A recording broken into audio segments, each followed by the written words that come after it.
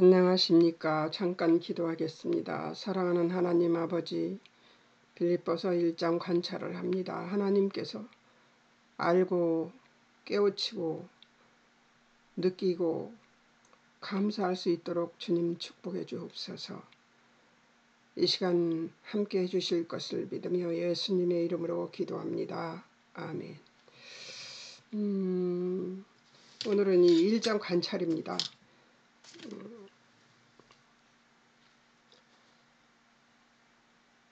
1장은 그리스도가 전파됨을 기뻐하고 기뻐하라라는 제목으로 제가 삼았습니다. 1절에서 11절은 복음 안에서 교제함을 인하여 그리스도가 전파됨을 기뻐하고 기뻐하라.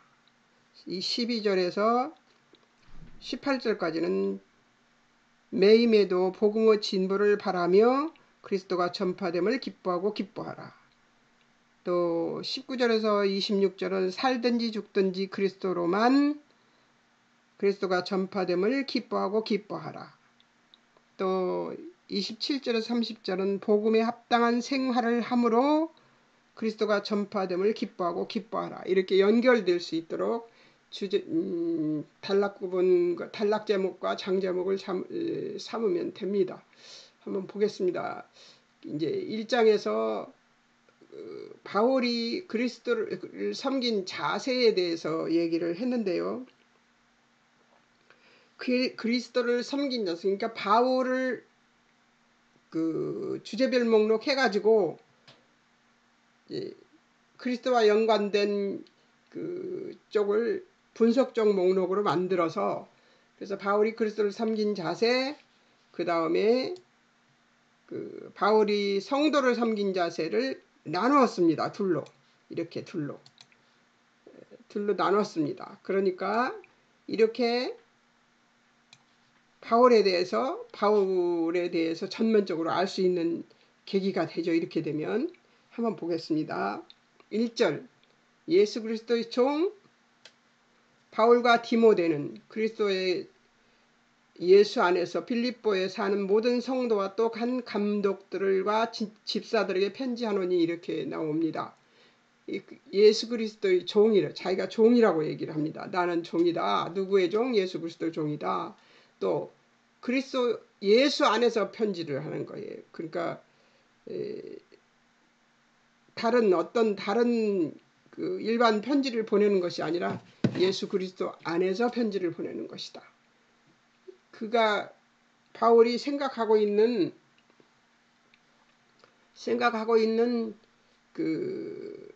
생각 속이나 행위 속이나 그런 곳에 모두 예수 그리스도가 내재되어 있는, 예수님이 그 안에 있는 그런 상태에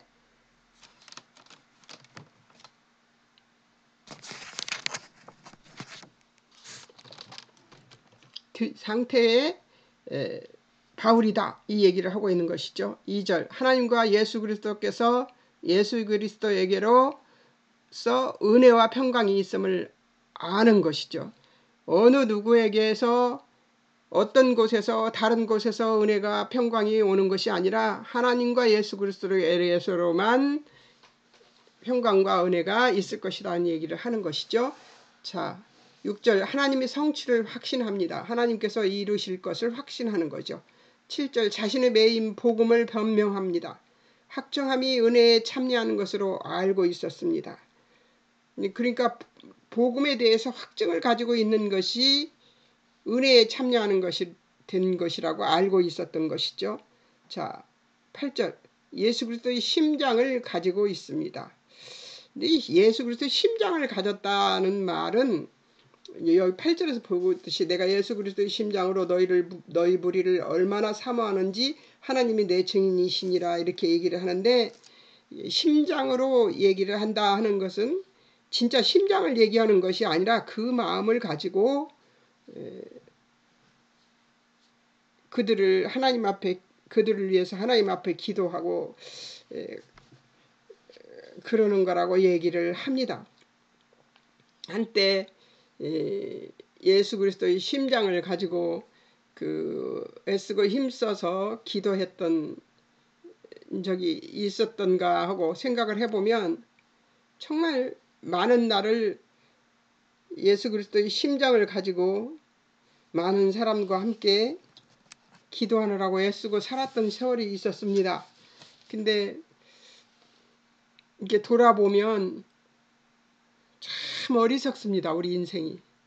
왜 어리석냐면 그때는 그것이 전부같이 느껴졌어요. 그래서 열심히 기도를 하고 그렇게 또 일을 했습니다. 근데 그것이 그때는 마땅했었겠죠. 마땅해서 그렇게 하게 하신 것이겠죠. 그래서 저는 지금은 심장을 가지고 기도하는 그 심장으로 기도하는 그 기도를 섣불리 약속하지 않습니다. 왜 그러냐면 그 사람과 함께 울고 웃어야 되기 때문이죠. 근데 바울이 그런 마음으로 그렇게 살았던 것 같아요. 12절 자신을 당한 매임이 복음의 진보가 될 것을 알았던 것이죠. 자기가 옥에 갇혔지만 복음의 진보가 되어서 더 많은 사람이 예수를 믿게 될 것이라고 알고 있었습니다. 18절 무슨 방도로든지 그리스도가 전파되기만을 바라는 마음으로 살았습니다. 19절 매임에서 성도의 기도와 성령의 도우심을 인하여 구원받을 것을 알고 있었습니다. 20절 몸에서 살든지 죽든지 그리스도가 존귀하게 되기를 바랐던 것이고요. 21절 사는 것도 죽는 것도 그리스도라고 합니다. 23절 그리스도와 함께 있을 욕망을 가진다고 합니다. 그러니까 오직 그리스도로만 살아가는 사람이었던 것이죠. 자, 이제 바울이 성도를 섬긴 자세를 한번 보겠습니다. 바울이 성도를 섬긴 자세. 자, 1절 그리스도 예수 안에서 무난합니다. 그러니까 자기의 능으로, 자기의 힘으로, 자기의 권위로 무난하는 것이 아니라 예수 그리스도 안에서 무난한다고 합니다. 1절 모든 성도 감독 집사들에게 편지합니다. 그러니까 한 사람도 빼지 않고 모두에게 편지하는 것이죠. 3절 생각할 때마다 하나님께 감사합니다. 그들을 생각할 때마다 하나님께 감사합니다. 이 마음은 그 중보기도 하는 사람은 모두 알아들을 것 같아요. 그죠?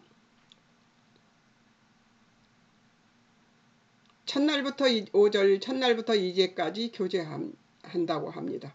7절 그의 마음에 그들이 항상 있습니다. 빌립보 교회 성도들이 마음에 항상 있는 거죠. 내가 한 13년 만에 어떤 목사님을 만났었어요. 뭐 말해도 되겠죠. 홍정길 목사님을 만났었습니다. 그 전에 제 딸을 기도해 주기를 소망하고 부탁을 했었는데 13년 만에 만났어요. 그 교회에서 나와서 이제 제가 헤매고 다니다가 이제 나중에 강의를 하게 됐을 때 만났는데 처음에는 저를 못 알아보더니 어느 신학교 교수님입니까? 하고 묻더라고요. 옛날엔 내가 아줌마였었죠. 그 아줌마일 때 만났었으니까. 근데 딱 만났는데 그렇게 얘기하다가 제가 최성자인 거를 아신 거죠. 깜짝 놀라시더니 우리 딸 이름을 대면서 어찌 됐냐고 물으시더라고요. 근데 제가 중보기도를 해보니까 이름을 기억하는 거는 중보기도 안 하면 이름을 기억 못합니다. 다 까먹어 버려요, 이름을. 근데 13년 뒤에 만났는데도 기도를 하고 계셨다는, 너무나 놀라웠습니다. 정말 놀라웠어요. 그래서 내가 참 목자를 처음 만난 신격적으로 예수님을 만난 곳에서 예수님을 목자를 만났었구나, 참 목자도 만났었구나 하는 생각을 하면서 하나님께 진짜 감사했던 날이었습니다.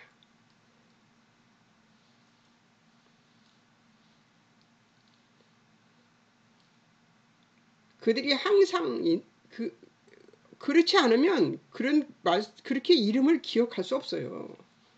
예, 그 마음에 그들이 항상 있었기 때문에 그렇지요. 7절 함께 은혜에 참여한 자라 인정합니다. 8절 예수 그리스도의 심장으로 그들을 사모합니다. 9절에서 11절 그들의 믿음이 성숙되기를 위하여 기도합니다. 9절 그들이 사랑을 지식과 총명으로 더 풍성하게 되기를 기대하면서 기도합니다. 예. 10절 지극히 선한 것 분별하여 진실하여 허물 없이 그리스도의 날을 맞기를 기대합니다.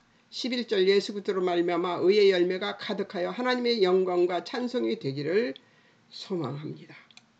그의 마음은 이렇게 성도들, 빌립보 성도들을 향해서 간절하고 진실했습니다. 바울의 매임은 자기 매임은 어떻게 보았는가 바울이 한번 보겠습니다. 7절 복음을 변명함과 확정함으로 알고 빌립보 성도들의 동참으로 알고 있는 것입니다. 그러니까 아무 상관이 없는 거예요. 매임이 아무 상관이 없는 거죠. 복음을 변명함과 확정함으로 알고 빌립보 성도로 동참으로 이것도 같이 동참할 것이라고 믿었던 것이죠. 12절 복음의 진보가 되기 위해서 당한 일임을 알았던 거죠. 복음의 진보가 일어나기 위해서 내가 매임을 당했다 하는 얘기를 하는 것이죠. 13절 그의 매임이 그리스도 안에서 모든 사람에게 나타날 것을 믿었던 것이죠. 근데 그대로 되었잖아요. 간수들도 변화돼서 예수 믿게 되고. 예. 14절 형제 중 다수 그로 인해 하나님 말씀 더욱 담대하게 되어 그리스도를 전파합니다. 17절도 다른 사람들 그들의 매임으로 괴로움을 더해 다툼으로 그리스도를 전파합니다. 29절 그리스도를 위해 받게 하신 고난이라 여기는 것이죠. 그러니까 어떤 것도 예수 그리스도를 위하여 일어난 일이라고 받아들이는 자세를 가지고 있습니다. 삶과 죽음에 대한 생각, 그가 가지고 있는 삶과 죽음에 대한 생각은 어떤 것인가를 한번 보겠습니다. 20절 살든지 죽든지 몸에서 그리스도가 존귀히 되기를 원합니다. 21절 사는 것도 그리스도 죽는 것도 유익. 23절 삶과 죽음 둘 사이에 끼었음.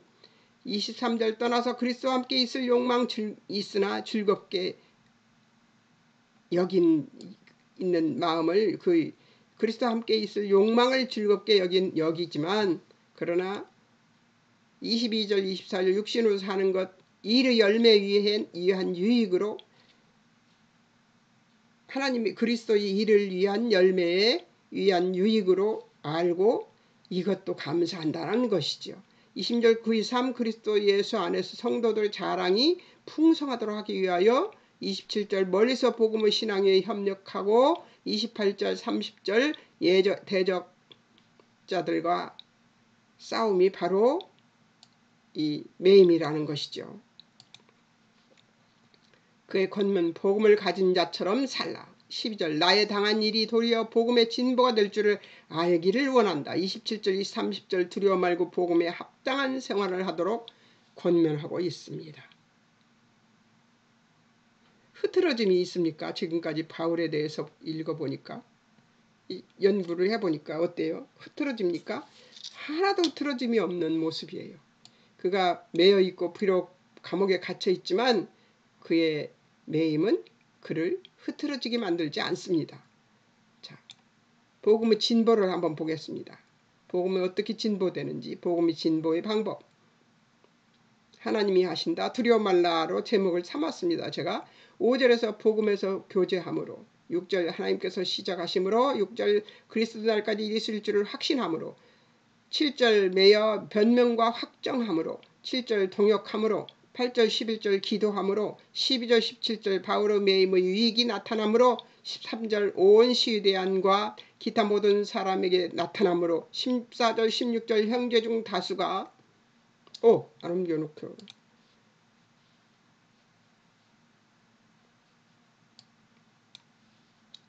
바울의 매임으로 인하여 주 안에서 신뢰함으로 겁없이 담대히 하게 됩니다. 놀랍지 않아요?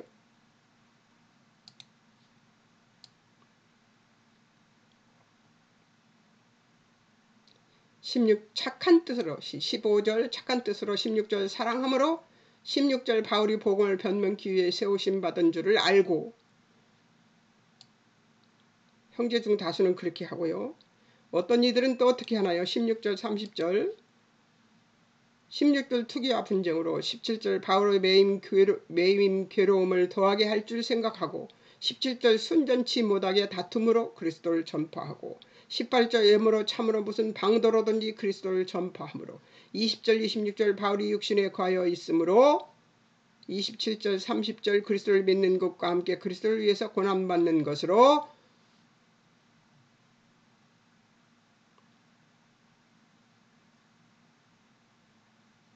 매임에 대해서 생각하고 있는 것이죠. 예, 복음이 진보된다는 것이죠. 예. 복음의 진보 때 예수 다시 오실 때까지 육의 생명이 다하는 날까지 언제까지 그러나 진보의 때 복음의 진보의 때는 언제까지 그러나 그 얘기예요. 6절 하나님께서 그리스도 예수의 날 이루실 때까지 22절 25절 육신에 거하여 사는 날 동안 그렇게 하기로 작정한 것입니다. 바울이. 어떻습니까? 우리에게도 똑같은 생각을 가져야 되는 게 아니겠습니까? 복음의 역할은 어떤 역할이 있는지 한번 보겠습니다. 복음 진보의 결과 진정한 평안과 풍성한 감사, 죄의 영향력에서 해방될 것이라고 합니다. 7절 은혜에 참여하는 자가 되고 진보의 결과는 이렇게 된 복음 진보의 결과는 은혜에 참여하는 자가 되고 사랑이 풍성하게 되고 선한 것 분별하여 허물어 없이 그리스도의 날까지 이르게 됩니다. 의의 열매가 가득하게 되고 11절 하나님의 영광의 찬송이 됩니다. 18절 그리스도만 전파됩니다. 20절 간절한 기대와 소망이 있게 됩니다.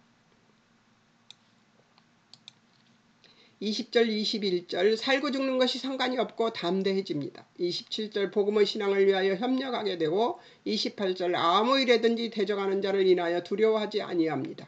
29절 그리스도를 위하여 받는 고난임을 알게 됩니다. 그래서 그의 매일의 삶의 풍요는 어떤 것이 있는지 한번 보겠습니다. 매일의 삶의 풍요. 자, 5절 첫날부터 이제까지 교제케 합니다. 7절 복음의 변명원과 확정함에 함께 은혜에 참여케 합니다. 12절 복음의 진보를 알게 합니다. 12절 18절 바울의 매임이 기쁨이 될 수 있게 합니다. 14절 사람들 앞에서 담대하게 만들어졌습니다. 16절 그리스도인 변명 위에 세움 입고 사랑으로 준비하게 합니다. 27절 그리스도인 이에 합당하게 생활하도록 합니다. 27절 이 신앙을 위해 한 마음과 한 뜻으로 협력하게 만듭니다. 28절 30절 이를 위해 대적자들과 싸울 힘과 용기를 줍니다. 어떻습니까? 하나님은 이렇게 일하도록 만들어 주십니다. 그럼 누구신가?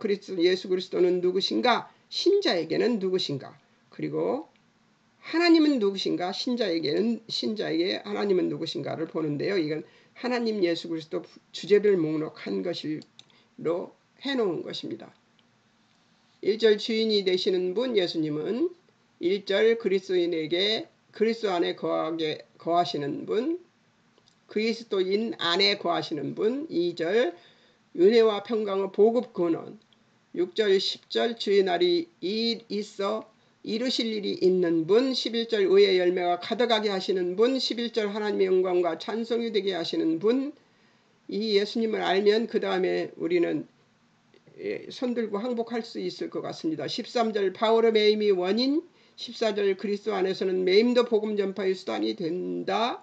15절 18절 그리스도의 복음 여러 방법으로 전파될 것이다. 19절 바울의 매임에서의 구원의 주체, 30절 살든지 죽든지 오직 존귀케 되어야 할 분이 바로 예수 그리스도입니다. 21절 바울의 삶과 죽음의 주체 바로 예수 그리스도입니다. 23절 육신을 따라 함께 있으면 더욱 좋은 분. 26절 그 안에서 그리스도의 자랑이 나옵니다. 27절 복음 신앙의 근원이 되신 분. 29절 하나님이 은혜 주신 목적이 되시는 분. 29절 그리스도 안에서 믿음의 대상 되신 분. 29절 위하여 은혜도 받고 그리스도를 위하여 은혜도 받고 고난도 받아야 하는 분이 바로 예수 그리스도이십니다. 그러면 하나님은 누구신가? 신자에게 한번 보겠습니다. 2절 은혜와 평강을 주시는 분 아버지. 3절 감사의 대상. 4절 간구의 대상. 6절 그리스도 안에서 착한 일을 시작하신 분. 6절 예수 그리스도의 나를 이루게 하시는 분. 8절 사랑의 증인이 되어주시는 분. 11절 영광과 찬송의 대상이신 분. 14절 성도에게 담대히 전할 말씀을 주신 분. 28절 복음의 근원이신 분. 28절 멸망과 구원의 빈거의 주체. 멸망과 구원의 빈거의 주체. 그러니까 멸망도 하나님의 것이고 구원도 하나님의 것이고 그분이 근거가 되어서 일어나는 것이 바로 멸망과 구원이다 그 말이죠. 29절 성도에게 그리스도로 인하여 은혜도 고난도 주시고 받게 하시는 분이 바로 하나님이십니다.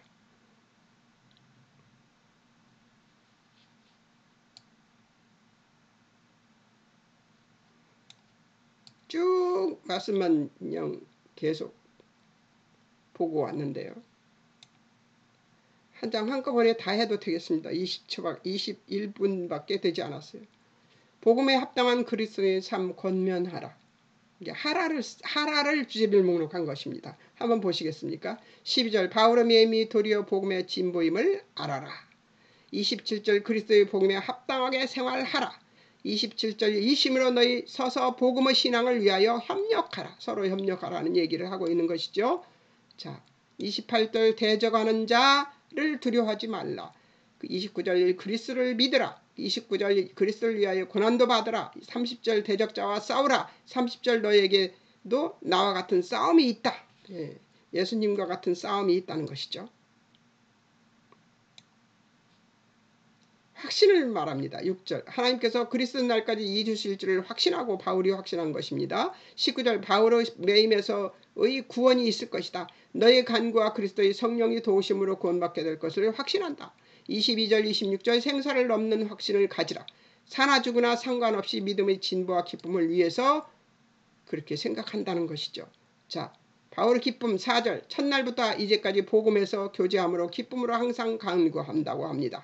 18절 그리스도가 전파됨으로 기뻐한다고 합니다. 25절 믿음의 진보와 기쁨을 위해 살아서 너희와 함께 거하는 것을 기뻐한다고 합니다. 그러니까 바울은 모든 것이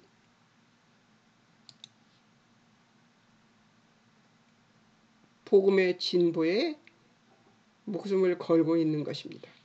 이제 다시 찾아가 보겠습니다.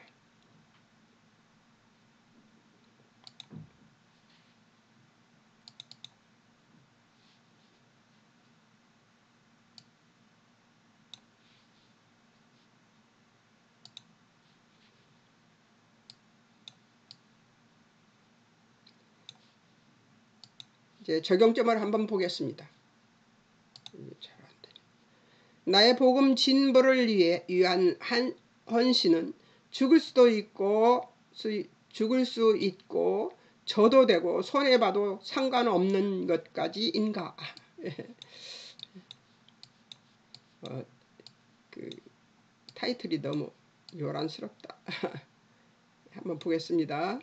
제가 한참 죽고 져주고 손해보고 하는 것에 쪽에 이제 매여 있을 때 아마 이거를 답을 썼던 것 같아요. 자, 기억. 첫 번째, 바울의 삶은 그리스도가 가득 찬 삶이었다. 그리스도와 같은 마음으로 성도를 사랑하고 그리스도 때문에 매인바 되었으나 도리어 복음이 전파되게 된 것이 그의 유일한 기쁨이었다. 그의 소망은 그리스도였으며 그의 기쁨의 근원은 그리스도였고 그러므로 그는 살든지 죽든지 그리스도가 존귀케 되는 것이 유일한 그의 바람이었던 것이다. 그러므로 그리스도인들이 그리스도가 존귀하게 된 것을 위해서 살고 죽기를 바랐던 것입니다. 그러므로 바울은 빌립보 성도들에게 이 그리스도의 복음에 합당한 삶을 살아야 한다고 역설하고 있는 것입니다. 그러기 위해서는 그리스도를 위하여 고난도 받을 것을 각오해야 한다는 것입니다.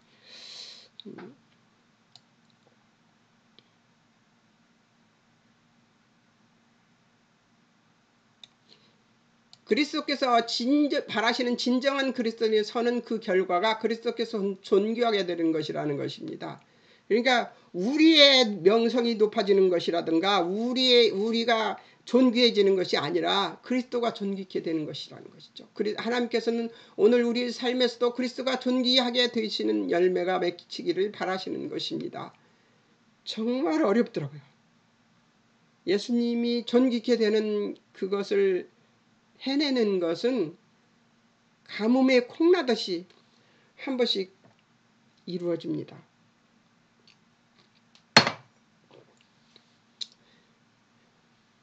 바울의 복음에 대한 열정과 성도 사랑하는 뜨거운 마음이 빌립보 성도들로 하여금 지도자의 뜻을 따라 아름답게 성도의 길을 가게 하는 열매를 맺고 있다는 사실과 그리스도가 존귀케 되심을 위하여 전력 투구하고 있는 바울의 본을 우리는 우리 속에 각인시켜야 함을 기억해야 할 것입니다. 이렇게 말해놓고 제가 부끄럽습니다. 제가 잘 안되니까요. 옥중에 매인 몸으로도 바울의 삶은 그리스도로 인하여 영롱히 빛나고 있습니다. 그리스도인은 사나 죽으나 배반을 당하고 고난을 당하나 그리스도만으로 빛나는 삶이 되어야 함을 우리는 기억해야 할 것입니다. 부끄럽습니다. 이 말에 대해서. 써놓기는 했습니다만 그때는 은혜 받아 썼습니다.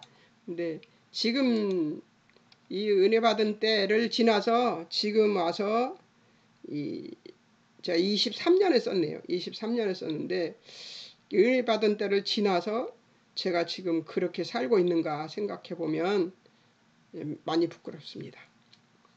1장 본문은 감사, 기쁨, 복음, 확신 등의 단어들로 구성되어 있는데 이 단어들은 전부 기독교 신앙에서 굉장히 긍정적인 내용을 대표하고 있지만 지금 이 편지를 쓰는 바울은 로마 옥중에 갇혀 있습니다. 일반적으로 생각하듯이 감사, 기쁨, 복음, 확신이라는 단어가 형통하고 상황이 분명할 때 사용하는 것이라면 감옥에 갇힌 사람이 이 단어를 이 단어를 쓸 수는 없을 것입니다. 그렇다면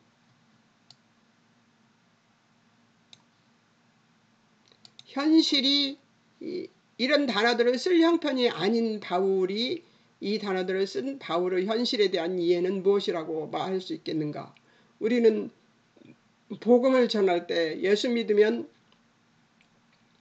복받고 평안 얻으며 성공한다는 등의 표현을 즐겨 쓰는데 틀린 말은 아니지만 신자들의 현실과는 동떨어진 표현이라고 할 수 있습니다. 예수 믿는 자들은 세상 사람들이 갖지 못한 어떤 이해가 있기 때문에 세상 사람들이라면 결코 이해할 수 없는 신앙생활을 합니다.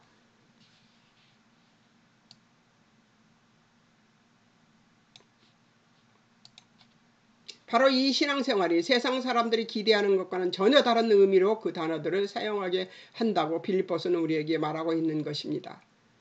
일반적으로 기뻐하라는 표현은 어떤 기쁜 소식을 전하면서 함께 기뻐하자는 의미로 사용되는데 바울 자신은 지금 언제 어떻게 처결이 날지도 사실상 귀에 걸던 코에 걸던 제목으로 삼아 올가매면 매일 수 있어서 즉각 처벌도 감내해야 하는 지경의 감옥에 있는 처지이기 때문인 상황에서 기뻐하라고 하는 것이라서 기뻐하라고 권면할 수 있는 이유가 바울에게 없기 때문에 그렇습니다.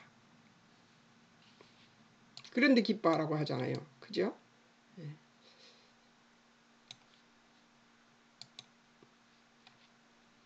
바울의 삶을 디모데 전후서에서도 봤고 이런 것을 보면은요.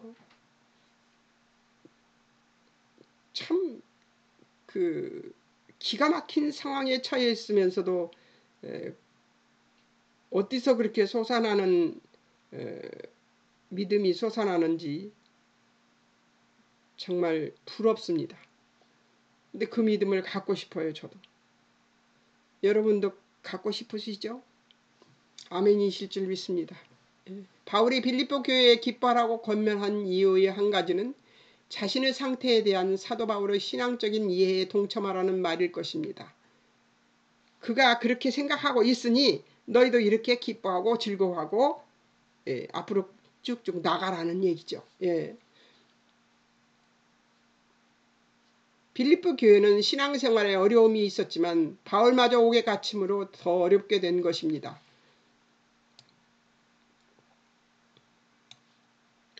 바울은 이들에게 예수를 믿는다는 것이 도대체 어떤 기대를 해도 되며 어떤 약속이 보장된 것인가에 대해 낙심하지 말라고 강하게 권면하기 위해 기뻐하라고 권면한다고 보는 것이 훨씬 정당해 보입니다. 그러므로 그 권면은 이 세상이 이해하는 것과는 다른 기독교 신앙 안에서의 기쁨이 무엇인가로 돌아오게 됩니다.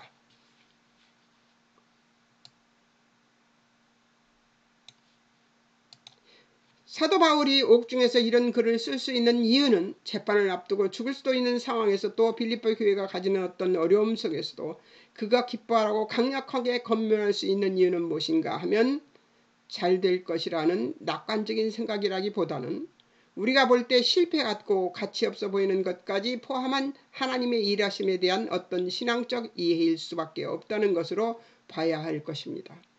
그렇죠. 하나님이 열심이고 그분이 그렇게 하기로 작정하셨기 때문에 그대로 될 것이라는 것을 믿는 믿음.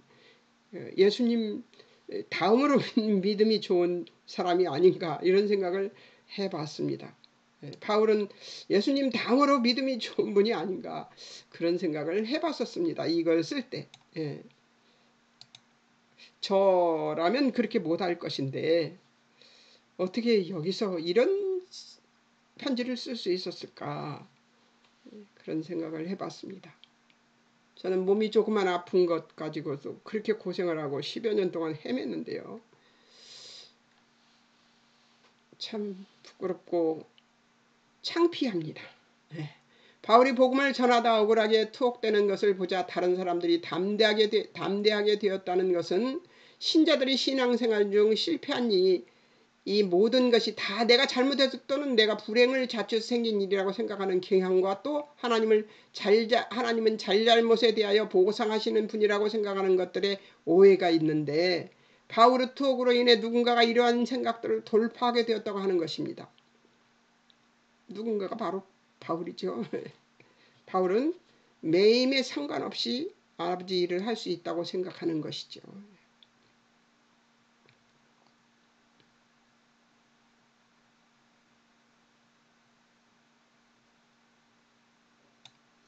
성공과 실패로 모든 경우를 대입시키기를 좋아하는 우리는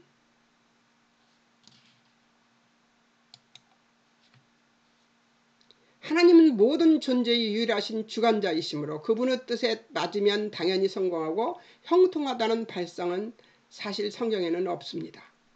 성경에서 복받고 잘된다는 말은 신학적 이해, 곧 십자가로 인한 십자가로만 근거한 이해이지 세상살이 중 터득된 보상 원리와는 전혀 다른 것입니다.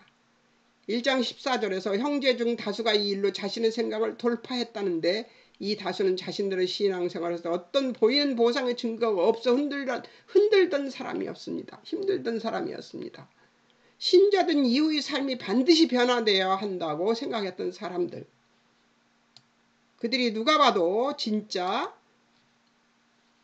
하나님의 종인 바울이 진실한 일을 하다가 역경에 처하고 고난을 받고 억울할 수 있다는 사실을 보게 되자 눈에 보이는 보상으로 확인하던 신앙의 한계를 넘어설 수 있게 된 것이 바로 빌립보서 1장에서 얘기하는 기뻐하라는 의미입니다.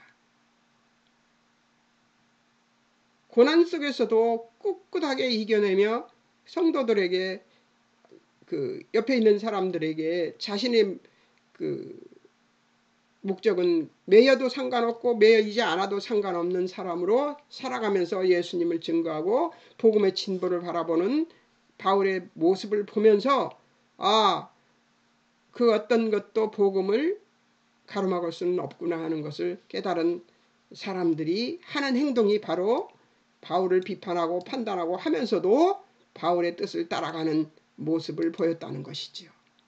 당시 빌립보 교회 안에 들어온 옳고 그름이 표준같이 보이는 율법주의가 있었습니다. 그러나 신앙에서는 이상하게도 옳은 것이 옳게만 취급받지 않고 옳은 것도 신앙의 수준과 정도에 따라서 달라집니다. 성공과 옳음이 병행하지 않고 성공해서도 베품이 없으면 성공으로 보지 않는 환경이 신앙생활 안에 있습니다. 우리는 우리가 옳음으로 기꺼이 틀린 자를 위해 죽을 수 있는 자로 부름받았습니다.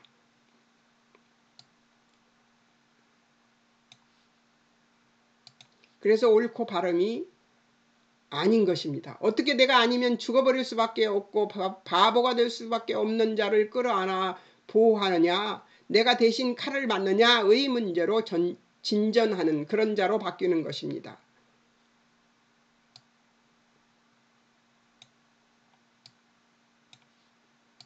큰 소리치고 분명했던 옳음이 무엇이 맞는가를 고민하는 옳음으로 변한 것이죠. 무엇이 맞는가가 무엇이 하나님 뜻에 맞는가로 고민하는 옳음으로 변한 것입니다.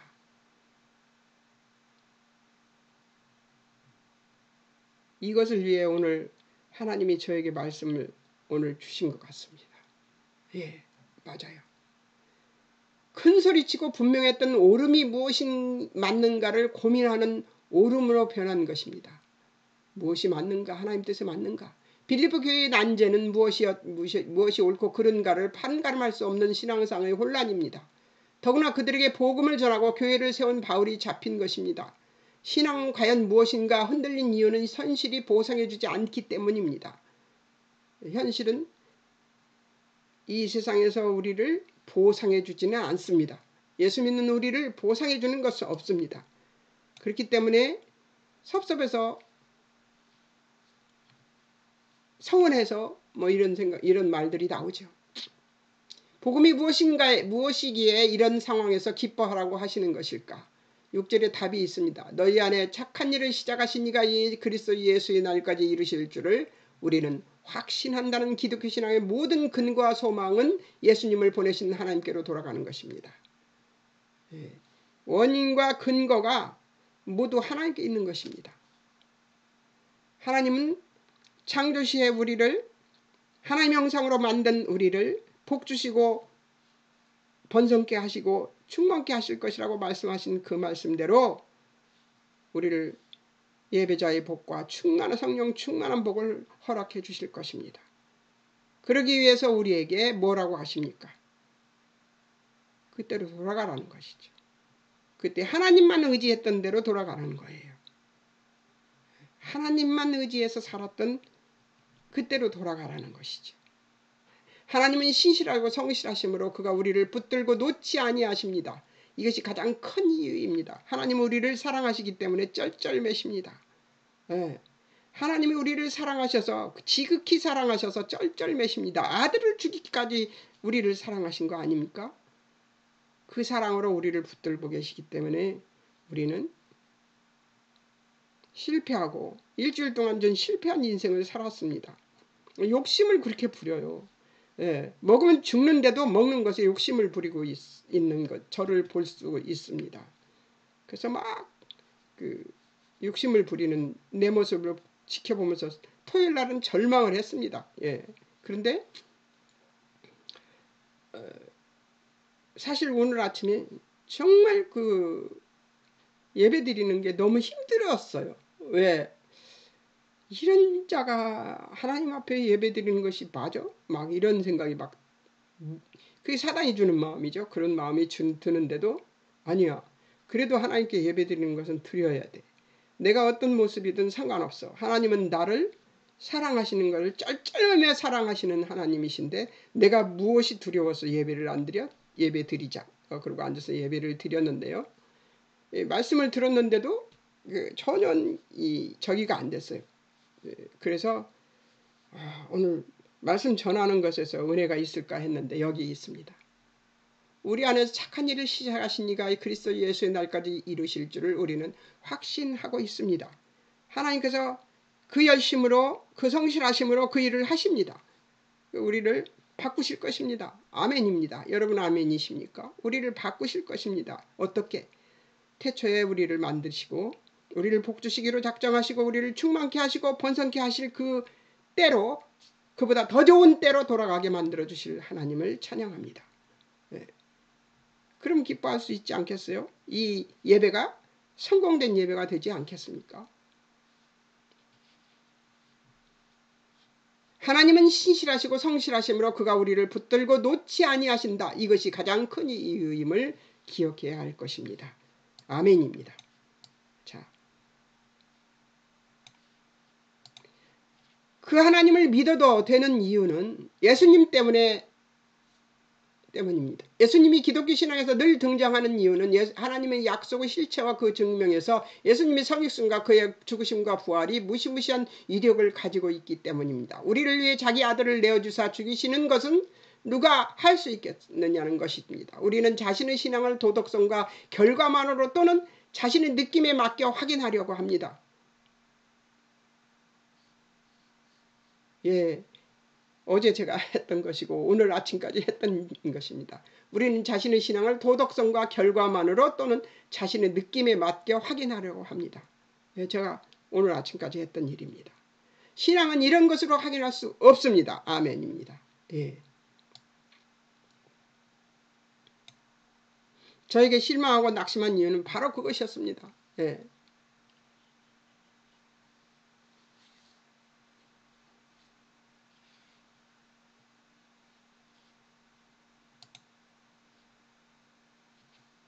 나를 꿈과 과장에서 꺼내서 실체로서 이 신앙을 가지게 하는 힘이 예수님에게 확인되는 것이죠. 예. 실제로 오신 예수님, 우리의 몸을 입으신 예수님, 세리 마태를 찾아가신 예수님, 뽕나무에 올라간 삭개오를 부르신 예수님, 이들처럼 우리도 부르신 것입니다.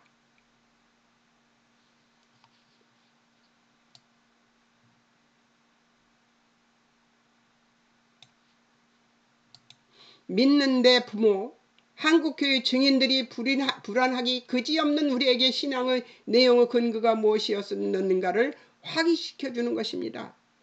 우리 신앙 선진들이. 사도 바울의 기쁨은 현실을 극복하고 이해할 수 없는 하나님의 일하심에 대한 이해의 근거를 두고 있습니다. 그것은 복음의 능력이 무엇인지 알아가는 싸움에서 배양된 것임을 우리는 믿고 알고 실천하여 동일한 믿음으로 살아내자고 제가 해놨습니다. 아멘입니다. 아멘이십니까? 무엇인가 하나님께서 우리에게 하시고자 하시는 말씀을 오늘 하신 것 같습니다. 우리의 힘과 능력이 아니고 하나님의 능력과 힘으로 하나님의 그 탁월하신 열심과 성실하심으로 일하시는 하나님을 믿고 반드시 우리를 구원시켜서 하나님 나라의 확장을 위해 사용하실 것이라는 확신을 가진 믿음으로 하루하루를 살아가는 우리들이 되기를 주의 이름으로 축원합니다. 잠깐 기도하겠습니다. 사랑하는 하나님 아버지 감사합니다. 형편없는 현실을 바라보며 낙심하던 우리에게 하나님 살아계신 하나님의 그 일하심과 열심을 알게 해주시니 감사합니다. 우리로 하나님의 그 일하심과 열심에 감사를 올려드리며 기뻐하고 즐거워하는 우리들이 될 수 있도록 도우시고 인도하실 하나님을 찬양합니다. 복음의 진보를 위해 힘쓰고 애쓴 나날이 되기를 소망하며 예수님의 이름으로 기도합니다. 아멘. 여러분 감사합니다. 다음은 사과입니다. 다음 사과는 1장 해석입니다. 여러 가지 해석들이 있는데요. 1장 해석을 한번 해보기로 하겠습니다. 다음 주에 만나요.